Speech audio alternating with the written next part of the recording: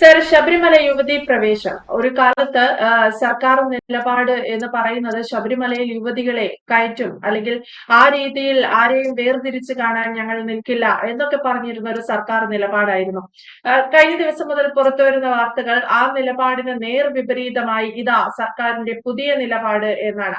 ശബരിമലയിൽ ആചാരം സംരക്ഷിക്കും, ശബരിമലയിൽ യുവതീ പ്രവേശനം നടത്തിയ നിലപാട് തിരുത്തും എന്നാണ് സർക്കാർ ഏറ്റവും ഒടുവിൽ പറയുന്നത്. ഒടുവിൽ ഇതാ സർക്കാർ തന്നെ തിരിച്ചറിയുന്നു അന്നെടുത്ത നിലപാട് വളരെ തെറ്റായിരുന്നുവെന്ന്. ആ നിലപാട് തെറ്റാണ് എന്ന് തിരിച്ചറിയുന്നതാണ് പുതിയ നിലപാട് എന്നാണ് സംസ്ഥാന സർക്കാർ പറയുന്നത്. അത് തന്നെയാണ് ഇത് ആ ഒരു വിഷയത്തിൽ സംഭവിച്ച സർക്കാരിന് പറ്റിയിരിക്കുന്ന തലവേദന അതാണ്. ആവശ്യമില്ലാത്തൊരു കുരുക്കിലേക്ക് എടുത്ത് ചാടിയതാണ്.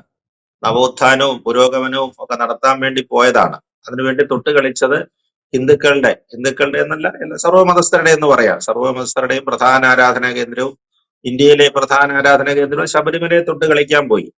അവിടാണ് ഏറ്റവും പെട്ടെന്ന് നവോത്ഥാനം നടപ്പാക്കാമെന്നൊരു തെറ്റിദ്ധാരണയുണ്ടായി. ആരോ പറഞ്ഞു കൊടുത്ത അഡ്വൈസ് ആണെന്ന് തോന്നുന്നു. അത് എവിടെ പോയി തിരിച്ചടിച്ചു?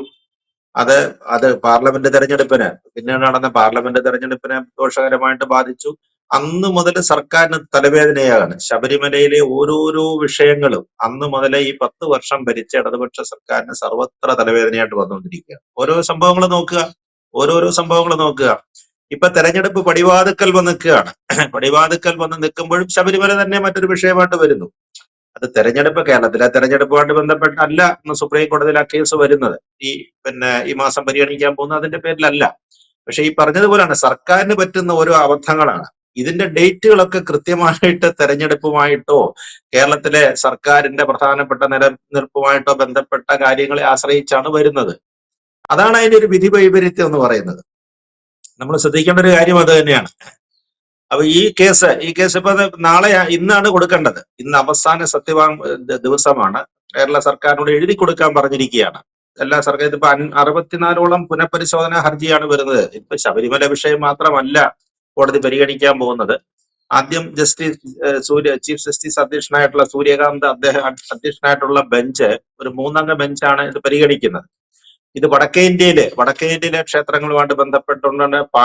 വിധവകളായ പാഴ്സി യുവതികളുടെ പ്രശ്നമായിട്ട് ബന്ധപ്പെട്ടിട്ടുണ്ട്. മുസ്ലിം ആരാധനയുമായിട്ട് ബന്ധപ്പെട്ടിട്ടുണ്ട്. അങ്ങനെ കുറെ ജാതി മത സംഘടനകളുടെയും ഒക്കെ ആവശ്യമായിട്ട് ബന്ധപ്പെട്ടിട്ടുള്ള 64 പുനഃപരിശോധനാ ഹർജികൾ പരിശോധിക്കുകയാണ്. അത് 9-അംഗ ഭരണഘടനാ ബെഞ്ചാണ് കേസ് കേൾക്കുന്നത്. അപ്പൊ അതിനകത്തേക്കാണ് നമ്മുടെ ശബരിമലയും അതിനകത്തേക്ക് വന്ന് പെട്ടുപോയതാണ് ഇതിനകത്ത്. കൂടുതൽ വാർത്തകളും വിശേഷങ്ങളും നിങ്ങളിലേക്ക് എത്താൻ ABC മലയാളം സബ്സ്ക്രൈബ് ചെയ്യുക, ബെൽ ബട്ടണും അമർത്തുക.